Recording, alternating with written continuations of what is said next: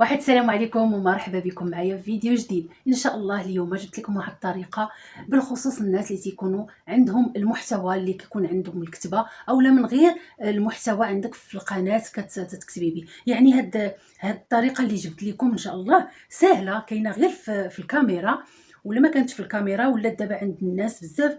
هاد العدسه كتسمى العدسه، ها هي بحال هادي، ولا ما عندكش اغلبيه دابا ولات كتلقاوها في الموبيلات، ولا ما عندكش غنوري لك الطريقه اللي كانها كتكون عندنا في الكاميرا. وبهذيك الطريقه غادي ندوزو ونشرح لكم بواحد الشرح ساهل. ما تخيلوش كيفاش عندنا ساهل، ولكن ما كيكتشفوا حتى شي واحد. وقلت اليوم منين اكتشفتو غادي نشاركو معكم، باش اللي عنده المحتوى وتيكتب وكتصعب عليه الكتابه ويسهر الليل كامل. وانا كنعرف بان الناس يكون عندهم محتوى صعيب على اليوتيوب باش كيهيئوا الكتابه وينقلوا وينسقوا ويديروا. يعني هاد الطريقه زوينه، فكرت فيكم، مطولش عليكم في الفيديو وندوزوا الشرح.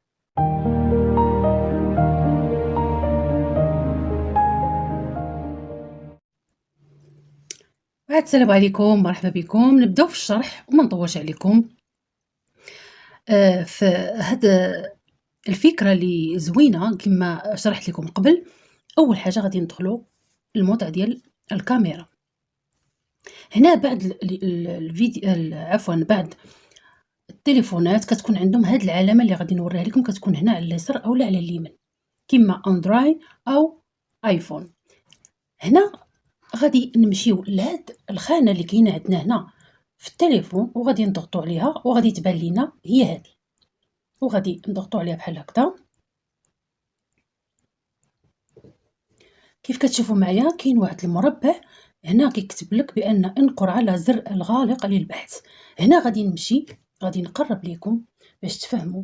يعني انا غادي بغيت ننسخ واحد النص، يعني كلمات من اي بلاصه نقدر ننسخهم. مثلا غادي نجيبوا هنا ايه من القران بحال هكذا، كتحطوها باش كنسهلوا على شحال ديال الناس يكونوا دايرين المحتوى، يعني باش ما نتلاقاوش واحد الصعوبات. شفتوا معايا هانتوما كلها الصفحه كتبان لينا ديال سوره الفاتحه. انا بالموبيل ديالي غادي نلتقط صوره لهاد الصفحه هذه. كما كتشوفوا لتحت ملي كيتكتب لكم هنا كاين النص، هنا كاين النص، وهنا تيقول لكم واش نسخ النص.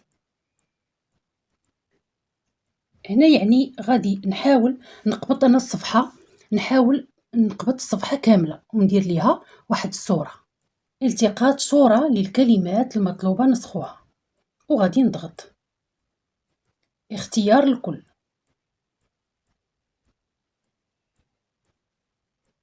ها هي كتشوفوا معايا هنا، شفتوها مكتوب نسخ النص.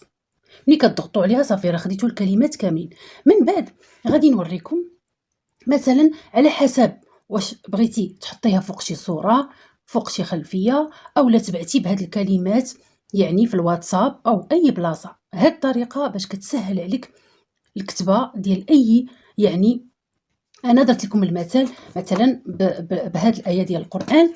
يقدر الواحد عبد اي حاجه، وصفه ديال الناس اللي كيديروا المطبخ، يعني اي وصفه كتهزي مثلا وكتنسخي نفس الطريقه كديريها عندك في الكاميرا. ولكن شحال ديال الناس حنا اكتشفتها وبغيت نوريها لكم.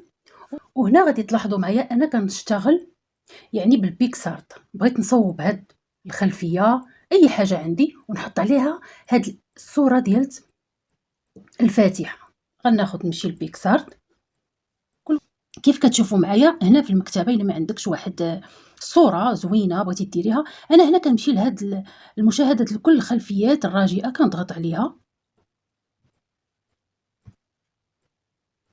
هنا غادي نمشي للخلفيات كيف كتشوفوا معايا مجانيه، نضغط على الخلفيه مجانيه ونختار اي خلفيه تكون اي خلفيه. انا دابا اختاريت مثلا هذه. فين غادي نمشي؟ غادي نمشي وعفوا هنا ردوا البال على حسب الحجم ديال الصوره، ردوا البال لان هنا صوره عاديه ما درناش ليها القياس ديالها. مثلا بحال هكذا بغيتي تحطوها على اليوتيوب، عفوا ضروري من الحجم ديال القياس ديال اليوتيوب، راكم عارفين وديما نردوا البال. هنا شوفوا الصوره كتولي صغيره، انا بغيتها تكون مثلا على شكل فيديو قصير. هذه هي الصوره، هذه هي الخلفيه مجانيه. فين غنمشي للنص. منين غنمشي للنص هنا غادي نضغط واحد الضغطه وغادي ندير اللصق. هنا الايه كما قلت لكم الا شفتوا كاينه الايه وكاينين شي كلمات لتحت. مثلا انا غادي نجي هنا طبيعيين ولا الضالين، الا كانت شي كلمه زايده ولا اي حاجه بهذا الحذف كنبداو نحذفوا في هذوك الكلمات اللي هما صوراتهم لينا الصوره لتحت. كنديروا حفظ وتنديروا هانتوما كتشوفوا معايا ها هي الصوره ديال الفاتحه، تكبريها صغريها، يعني كتوفروا بزاف باش ديروا واحد المحتوى يكون زوين ويسهل عليكم الكتابه الى اخره. هنا من بعد كتزيدوا اي حاجه كنديروا حفظ. هانتوما كيكتب لكم ها هي الصوره ديال الفاتحه، ومن بعد كتزيدي عليها اي حاجه من هذا التطبيق اللي وريتكم شحال هذه زوين. اي حاجه هنا بغيتوا تزيدوا تلصقوها، هادو اللي تيكون عندنا محتفظين بهم.